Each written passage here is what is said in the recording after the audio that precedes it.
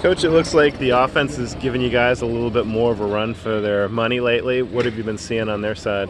Our guys are competing. Spav's got those guys, improving every day.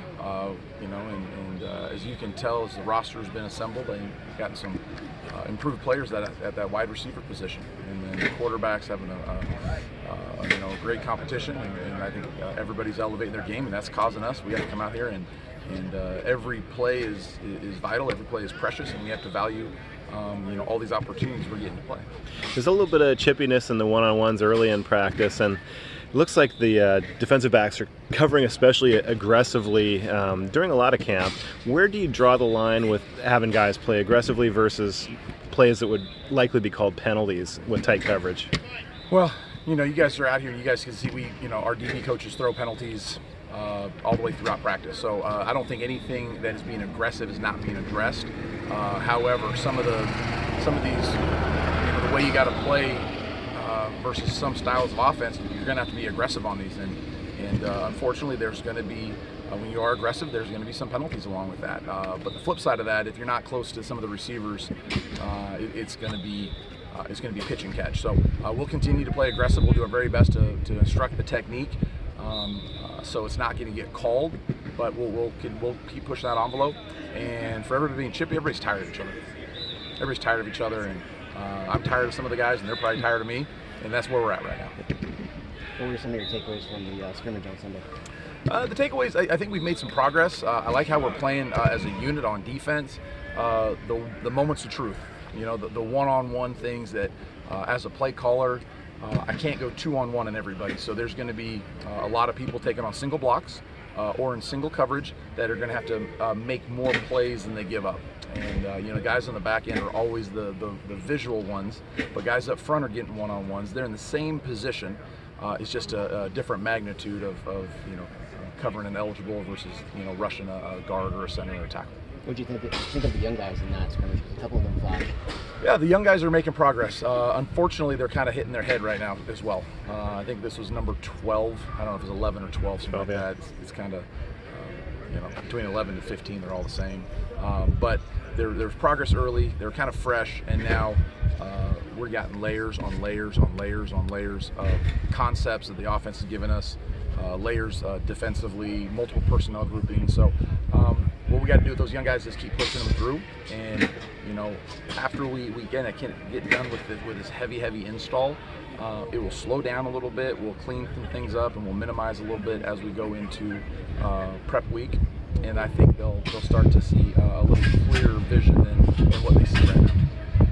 Cade feels like one of those guys that's kind of starting to kind of figure into things a little bit more. How is he coming along, Cade? Cade is a very talented athlete. You guys, you can see him burst. He's got strength, and the most important thing I think is he has a nose for the ball. You can have those attributes. You can have physical attributes, but without kind of the intangible of being able to feel the run game, the physical attributes sometimes aren't as valuable as they could be. But I think he's got a very nice blend of everything. I think he's going to be a very talented player, and I'm excited to continue to develop him. He speaks to the battle between Sergio Allen and him a lot more in the linebacker position and where he needs to go.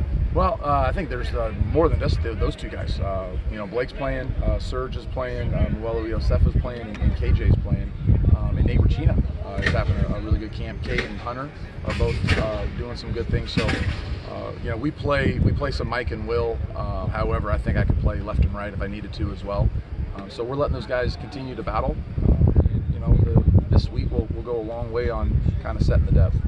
And how much of a test is it to go for these DBs to go up against these wide receivers? There's a ton of depth across the board, so much test and so much situational awareness that has to go right for the defensive back. The offense has done a good job of assembling guys with good length and good size, and they're I think using them nicely. But we're going to play against good skill every single day. So the skill that we're playing against is right what it needs to be. There's some good players out here, but we play really good players every week. So our standard has to be regardless of who we compete against. What are you seeing out of the offensive line, and how do you feel like they're responding to Coach Blesch's style and technique? Oh boy. That's a tough one for me. I'm trying to stay in my own lane. I think Blesh is a good coach. Love hanging out with him. I think the guys are playing tough. I know they're staying attached to blocks, and I can see an attitude. I think starting to permeate through that group. So that's a good thing. You had some awfully good defenses here in the past at Cal. Is this group at that level? What's your assessment so far? I think we have skill, but skill for the defensive side of the ball is necessary. You got to have the skill to do it. Guys that are slow and don't have ball skills can't cover very well. But I think it's going to be, how do we come together? How do we fight? Critical downs. I go back and think about, I think it was 4 years ago. I think the defense was just extremely prideful on sudden change. And that was a group of guys that kind of shared some of the same mental outlook on defense. They were resilient, they were tough, they were intrinsically motivated, and they were without things from outside the realm of what they could control in a game didn't impact them. Is that harder to establish with so many new guys? I think it's hard to establish with old guys, new guys, any guys. I think we all can be affected by things that have no business affecting us, and that's where you have to be able to focus, control the things you can control, which you hear all the time, but it's lip service until you can really feel it, because this game is so flippin' emotional. It's so emotional, and to be able to say that, control what I can control, and not have it affect you, it takes a mature, resilient, gritty person. What's your assessment of the pass rush? Are you able to really get a sense of it with these kind of practices? Yeah, I think we can get it. I mean, it's I think we got some guys that have some edge tools. Kind of got some different shapes and sizes. From the Xavier's to David to Miles, and then the interior guys. From Stan and Rick to Derek and those guys. They're all kind of packaged a little bit different in terms of their stature, but in the past we've been a kind of a group rush operation. We haven't. Cam Good was a very nice college rusher, but other than that, we've been a by committee group. Any more priority in that this spring or this fall, or is? I think there's always a priority. However, if you kind of look at some of styles of play, just because the ball was thrown doesn't mean you got to drop back pass. You get to the throw game, on some of the first, second, third downs in the go zone through the run game, and it's really hard to rush the quarterback when you're getting base blocked. With the offense doing more of an up tempo, does that put more of it? I mean, that means more snaps in the game, probably. Does that make more depth more important?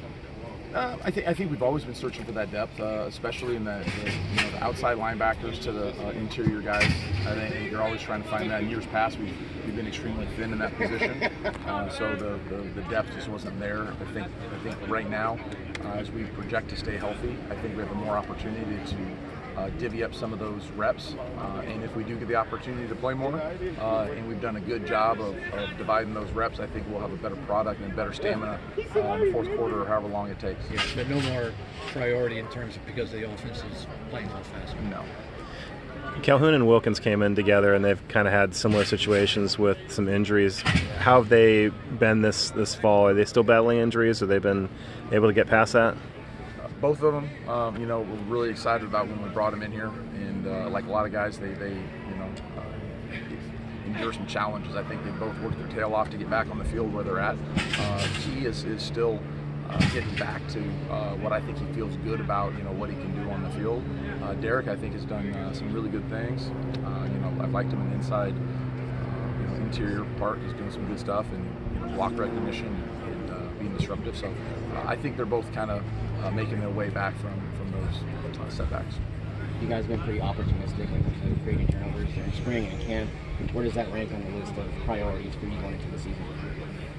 It's going to be huge in terms of how we play. However, it's our execution and our effort to the ball is paramount.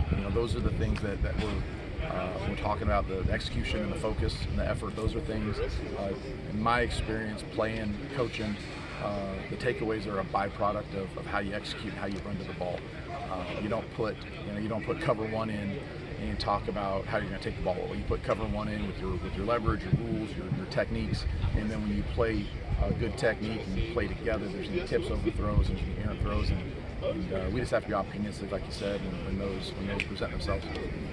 In the vein of emotion, how would you evaluate the leadership of guys like Brett, Jackson, and Craig at all 3 levels? I think they're all very solid, good players first of all, and I think they all possess really a calmness about them that we expect them to impact others. They're not responsible for everybody else, but we want those type of people to impact others in a positive way.